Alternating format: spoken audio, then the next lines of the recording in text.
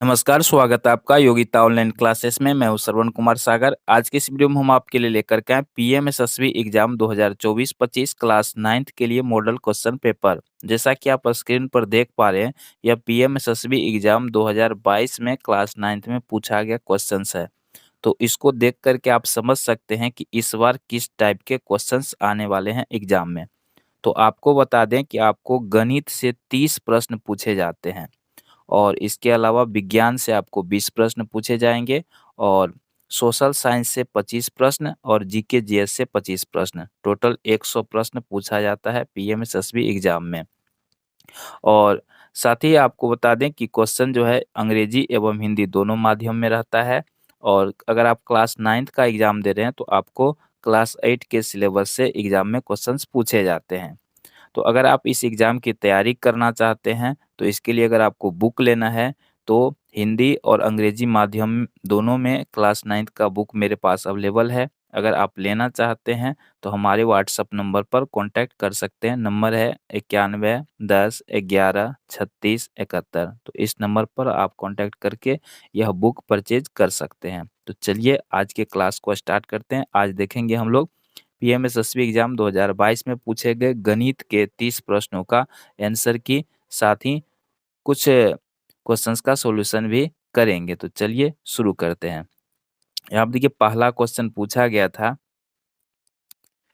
कोई mobile phone 42,000 रुपया पर खरीदा गया, उसका मूल्य 20% वार्षिक दर से घटता है, 3 वर्ष बाद उसका मूल्य होगा। तो इसका फ़ॉर्मूला आप जानते हैं क्या होता है, P1 माइनस R/100 और पावर होता है T या N, इस तरह से इसको लिखते हैं। तो यहाँ पे देखिए माइनस लिए हैं क्योंकि यहाँ पे घट रहा है, ठीक है? अगर बढ़ता है तो प्लस में लेते हैं। तो इसी फ़ॉर्मूला से आपको निकालना है। तो देखिए यहाँ पे मोबाइल फ़ोन का कीमत कितना है, मूलधन कितना है 42,000, तो ये 42,000 लिख दीजिए। फिर 1 माइनस R यानी दर कितना है 20%, तो हो गया 20/100 और n यानी समय है 3 वर्ष। तो इस तरह से इसको लिखेंगे। अब देखिए यहाँ पे इसको सॉल्व करना है, तो सॉल्व करेंगे तो देखिए यहाँ पे क्या हो जाएगा। अगर इसको आप सॉल्व करते हैं, चलिए यहाँ पे हो जाएगा। इसको सॉल्व करने के बाद इसको इस तरह से लिख सकते हैं, 42,000 गुना हो जाएगा 80/100 और माइनस हो जाएगा फिर सॉरी गुना 80 3 बार है तो इसको 3 बार लिख दीजिएगा, ठीक है? 80/100 और इसको जब सॉल्व करेंगे तो इसका आंसर आएगा 21,504। तो इस फ़ॉर्मूला से आप इसको बना सकते हैं। दूसरा प्रश्न लेते हैं। दूसरा प्रश्न में देखिए पूछा गया था, सूची 1 के साथ सूची 2 का मिलान करें। तो चलिए पहले मिलान कर लेते हैं। आप जानते हैं न्यून कोण क्या होता है? 90 डिग्री से कम के कोण को न्यून कोण बोलते हैं। समकोण क्या होता है? 90 डिग्री कोण को बोलते हैं। अधिक कोण 90 डिग्री से अधिक के कोण को बोलते हैं। वृहद कोण 180 डिग्री से अधिक के कोण को। तो इस प्रकार इस ऐसे मिलाएँगे। तो देखिए किस ऑप्शन में आपको इस तरह से मिलाया गया है। तो ये तीसरा ऑप्शन में है, तो तीसरा ऑप्शन सही है। अगला प्रश्न देखते हैं।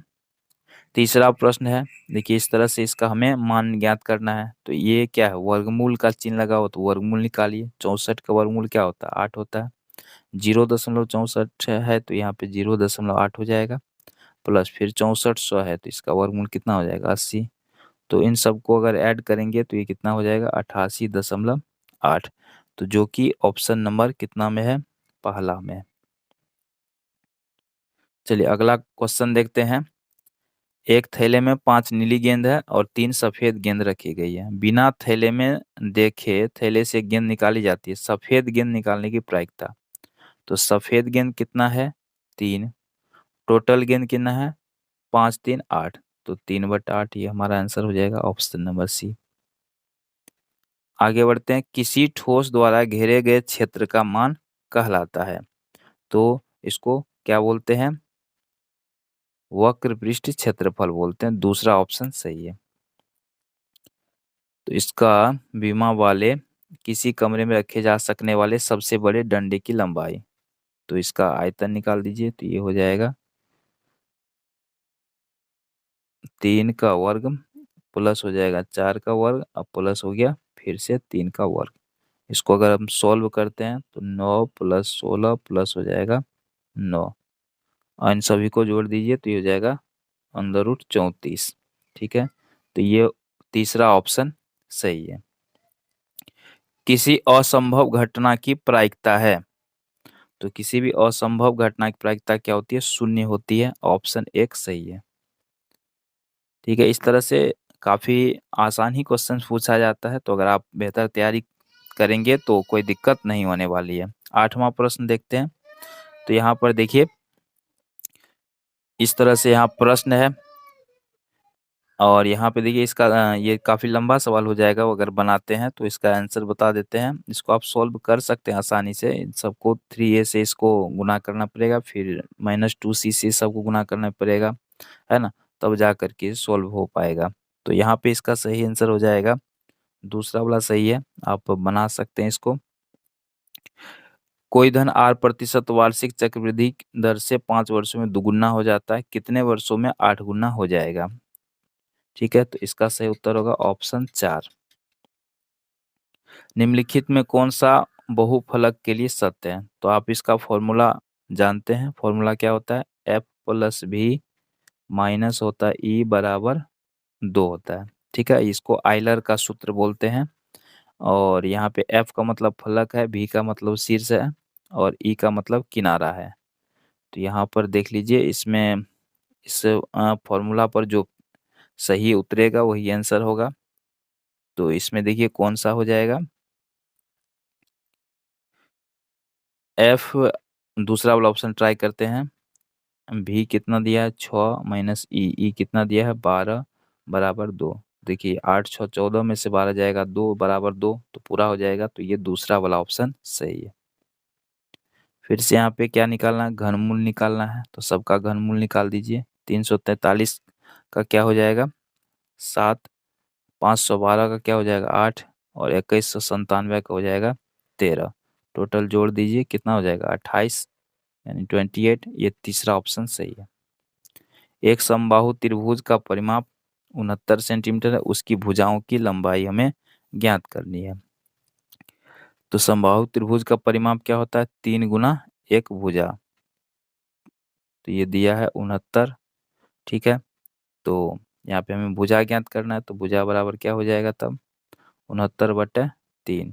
तो 69/3 तो कट जाएगा, 23×3 = 69। चलिए इसको यहाँ से ले लेते हैं अब। तो ये हो जाएगा ऑप्शन नंबर 2। आगे है, 5 सेंटीमीटर त्रिज्या तथा 17 सेंटीमीटर ऊंचाई वाले बेलन का संपूर्ण पृष्ठ क्षेत्रफल है। तो बेलन का संपूर्ण पृष्ठीय क्षेत्रफल क्या होता है? 2πr/h प्लस होता है 2πr²। ठीक है, तो इस तरह से इस सूत्र पे आपको निकालना है। तो इसका सही आंसर हो जाएगा 220 π/सेंटीमीटर²। यदि 24 मजदूर किसी काम को 30 घंटों में करते हैं, तब उसी काम को 48 घंटों में करने के लिए कितने मजदूर चाहिए? तो ये कितना हो जाएगा? 24 × 30 बट्टे कर दीजिए 48। 24 दूनी 48, 15 दूनी 30, तो 15 मजदूर की आवश्यकता होगी। दूसरा ऑप्शन सही है। निम्नलिखित में कौन सी एक पूर्ण वर्ग संख्या नहीं है? पूर्ण वर्ग संख्या नहीं है, तो ये तो है, ये भी है, और उसके बाद देखिए ये भी है, लेकिन ये वाला पूर्ण वर्ग संख्या नहीं है। तो ऑप्शन तीसरा वाला सही है। इसको सॉल्व करने पे क्या आएगा? ये 4xy आएगा। ऑप्शन तीसरा वाला सही है। चलिए क्वेश्चन नंबर 17 देखते हैं। 17 टोटल गणित में 30 प्रश्न पूछे जाते हैं, तो इसको सॉल्व करने पर क्या आएगा? ये दूसरा वाला सही आंसर आएगा। अगला प्रश्न देखिए, तो यहाँ पर अगर इसको आप सॉल्व करेंगे तो ये तीसरा वाला सही आंसर आएगा। फिर से 19 नंबर में देखिए, यहाँ पे इसको सॉल्व करने पे क्या आएगा? चौथा वाला ऑप्शन सही है। पांचवा 20वां प्रश्न देखिए, ये तीसरा वाला ऑप्शन सही हो जाएगा। इसको सॉल्व करने पर क्वेश्चन नंबर 21 आप इसको खुद से सॉल्व करके देखिएगा। इस टाइप के आपको क्वेश्चंस पूछे जाएंगे। मूल बिंदु का निर्देशांक क्या होता है? 0 0 होता है। क्वेश्चन नंबर 23 में देखिए, 23 को सॉल्व करने पर आपको सही आंसर आ जाएगा ऑप्शन 3। चलिए, इसका विशेष रूप क्या हो जाएगा?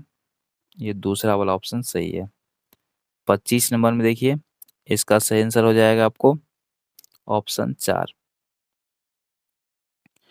यहाँ चलिए, यहाँ पे आपका 25 क्वेश्चन हो गया। क्वेश्चन नंबर 26 देखते हैं। टोटल 30 प्रश्न गणित से पूछा जाता है, तो 26 में देखिए इसका सही आंसर होगा ऑप्शन 2। 27 में 18 से विभाज्य वाला, 27 में हो जाएगा ऑप्शन 3। 28 का देखिए, 28 का हो जाएगा आपको ऑप्शन 3। 29 का हो जाएगा ऑप्शन 1। और अंतिम सवाल है 30 नंबर का, जिसका सही आंसर होगा ऑप्शन 3। तो इस वीडियो में हम गणित का आंसर की बता दिए। नेक्स्ट वीडियो में अदर सब्जेक्ट जैसे विज्ञान है, सोशल साइंस है, जीके का भी लेकर आएंगे। तो चैनल पर तो जरूर सब्सक्राइब कर लीजिएगा। धन्यवाद।